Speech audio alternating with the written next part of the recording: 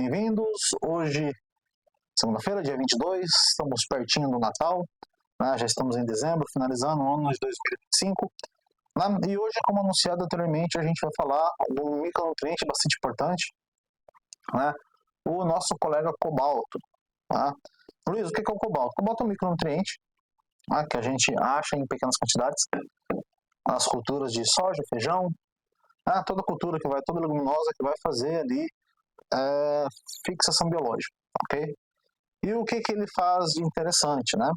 Ele auxilia, né, as bactérias do gênero Rhizobium, né, ou Bradyrhizobium, né, também para colocar no meio, todo mundo no meio da mesma balaio, vamos dizer assim, né, que ajudam as plantas a melhorar a nutulação, tá? Ela ajuda, além de melhorar a nutulação, também corrobora ali na hora de a gente fazer, na hora da planta, na verdade, sintetizar de maneira mais eficiente o nitrogênio e depois na fotossíntese também auxiliar de maneira absurda, né, ou absoluta, né, na formação de algumas vitaminas, né, A e D para a planta.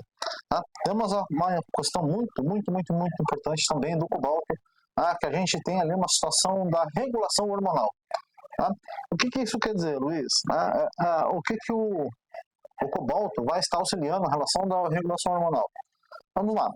Nós sabemos, né, e vimos também que tem outras bactérias que vão auxiliar em relação a isso daí, mas o cobalto em relação à regulação hormonal, o que ele nos ajuda? Ele nos ajuda a mitigar, né, a diminuir a formação do hormônio do estresse, tá? Que no caso é o etileno. Tá? Então o que ele faz? O que o etileno faz? O etileno é o que causa, o hormônio que fala para a planta, ó, nós estamos em situação de estresse. Tá? Ou a planta produz esse hormônio em situações de estresse. Quais são eles? As mais comuns que a gente pode ter, tá? Uma delas, a mais comum que a gente tem, é após a utilização de um herbicida. Tá, Luiz, o que isso quer dizer? Bem, nós temos ali a soja, por exemplo, né, resistente ao glifosato, a RR, que tem lá, ela tem sendo utilizada no Brasil de maneira geral, né, desde lá no início dos anos 2000, tá? Então, todo mundo usa hoje RR, que inclusive hoje fala-se que é soja convencional. Não é convencional, gente. Soja convencional é soja que não é resistente ao glifosato. Soja convencional, você não pode ser glifosato, tá? Então, nós temos ali a soja RR. Tá? O que acontece? A soja RR é o Roundup Ready, né? Então, o que acontece? É uma cultura que, quando você faz a utilização do glifosato, de maneira geral, ela tem uma tolerância, ela tolera o glifosato, é uma resistência, mas ela não é imune. Tá? Existe uma diferença entre imune e ser resistente. Tá? E o que acontece nesse quesito, nessa situação? O glifosato, por ser um herbicida, ele vai causar um estresse na planta. Né? Ele vai falar, vim te matar, então ele vai agir em todo o metabolismo da planta para matar essa planta. Okay? Então, como a soja é resistente a esse herbicida, mas não quer dizer que não gera um estresse nela. Então, o cobalto vai agir diretamente nessa situação. Que vai fazer o quê? Vai pegar todo esse conteúdo ali que está fazendo com que a planta está ficando estressada e vai mandar para as raízes para descartar como lixo. Tá? Que a gente tem que lembrar que a soja ela tira a sujeira dela, o químico dela que está fazendo mal para ela através das raízes. Tá? Então, ele faz o bloqueio desse hormônio e manda para a raiz para mandar isso embora. Ok? Então, isso é muito bacana. Tá? E ele também ajuda a mitigar o estresse abiótico. O que é o estresse abiótico? Por exemplo, seca. A gente está, nesses últimos anos ali, a gente está tendo uma situação muito condizente com estresse hídrico, falta de água. Né? É notável isso, alguns lugares chove até demais, enfim, não está chovendo tão bem assim. Então, ajuda a gente a mitigar isso daí. E também em relação à salinidade. Luiz, como assim salinidade? Se a gente prestar atenção, quando a gente irriga, nossos adubos químicos, eles têm uma certa salinidade, principalmente o cloreto. Tá? O cloreto de sódio ele é bem salgado, né? Tem bastante o sal de cloro ali, né? O gás cloro, no caso, né? É um gás, aí vira sal, enfim. Então ele é bem salgado, né? Assim como super simples e assim por diante. Tá? Então, quando você dissolve esses nutrientes em água, ele acaba dispersando um pouco, deixando menos salino. Quando concentra demais, aumenta a salinidade. Existem alguns solos que são naturalmente salinos, tá? Então, isso ajuda a mitigar esse estresse de salinidade também, beleza? E temos outra função extremamente importante que também está ligada em relação à mitigação de estresse, né? Que é a metabolização e a respiração mitocondrial. Bem, se a gente olhar lá atrás, no ensino médio, né? Não vamos nem falar da faculdade, ensino técnico, lá no ensino médio, a gente sabe que a mitocôndria, né? A respiração mitocondrial ela é responsável por pegar a reserva energética e transformar em energia para a planta. Né? Então, a ATP, fosfato de adenosina, faz com que a planta consiga metabolizar, crescer, dar flores, frutos e assim por diante. Tá? Então, é extremamente importante, né, esse micronutriente em relação a culturas que dependem da FBN. FBN, Luiz, lembrando, é a fixação biológica de nitrogênio. A gente não pode esquecer disso de maneira alguma. Então, é um micronutriente que a gente não pode deixar de utilizar nas nossas lavouras.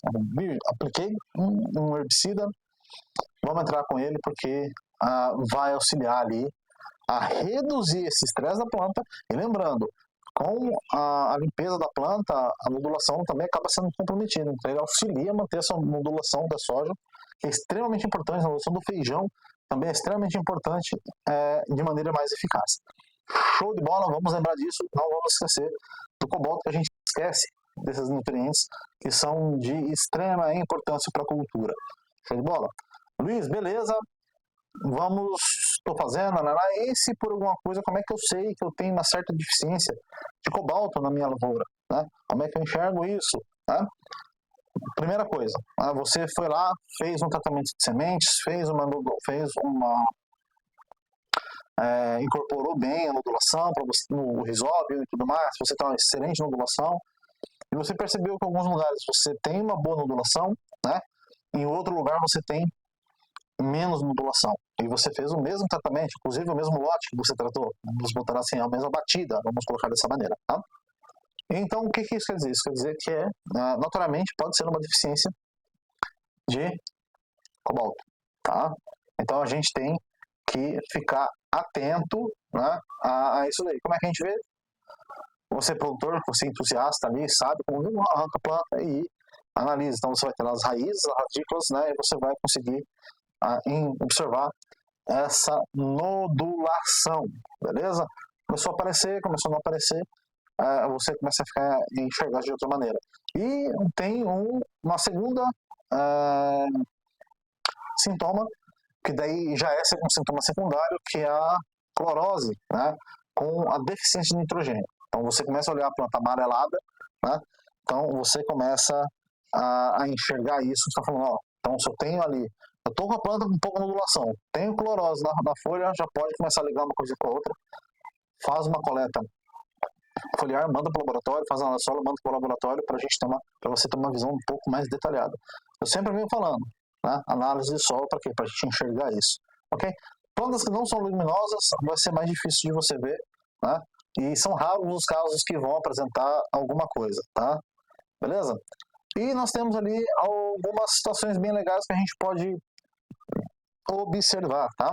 Como, por exemplo, né, que a disponibilidade de cobalto no solo ela é influenciada diretamente com o pH. A gente vem falar de pH faz tempo, pelo amor de Jesus Cristo, né? Fiquem de olho, matéria orgânica e assim por diante. Lembra que a matéria orgânica ela eu falo tudo que eu falo aqui, eu incluo a matéria orgânica, que ela é extremamente importante, tá? Vamos lembrar disso. E, beleza, Luiz, eu fiz ali a análise de foliar, não entendi muito bem, eu levo com o técnico, engenheiro agrônomo, né? Ele vai conseguir interpretar isso para você, mas para você ter uma ideia, em média, o teor de cobalto na planta varia de 0,5 a 0,3 miligramas por quilo de massa seca, tá? Mais ou menos isso, beleza? Claro que tudo que é excesso traz toxicidade, né? E ela também pode, o excesso dele também pode interferir na absorção de ferro na planta. Aí, quando você tem excesso de uma coisa, você acaba tendo interferência na outra, tá? E a correção disso via foliar, a aplicação foliar já ajuda a manter isso bastante em ordem, né? A utilização de cobalto como micronutriente também, na inoculação da semente também resolve muito bem. Beleza, gente? Sendo isso, eu deixo aqui para vocês aqui, meu muito obrigado. Tá? Uma ótima semana para todos vocês. Sexta-feira sai outro vídeo, assim como eu venho trazendo vídeos mais antigos. Possivelmente eu vou regravá-los, né? Um pouco mais de conhecimento, um pouco mais de detalhes. Tá? E eu convido vocês aqui a curtirem, compartilhem, que vai estar no YouTube, vai estar no Instagram também, vai estar em um monte de lugar. Quem quiser seguir, só seguir eu aqui lá no Instagram também, que eu vou ficar bastante alegre com vocês. Pessoal, tenham um ótimo dia, tenham uma ótima semana, fiquem bem, fiquem com Deus, um ótimo Natal para vocês todos. E se a gente não conseguir emitir um vídeo lá para início de janeiro, fica aqui o meu muito obrigado, um feliz ano novo para todos nós. Deus acompanhe todos vocês, fiquem bem, fiquem com saúde e até mais. Tchau, tchau.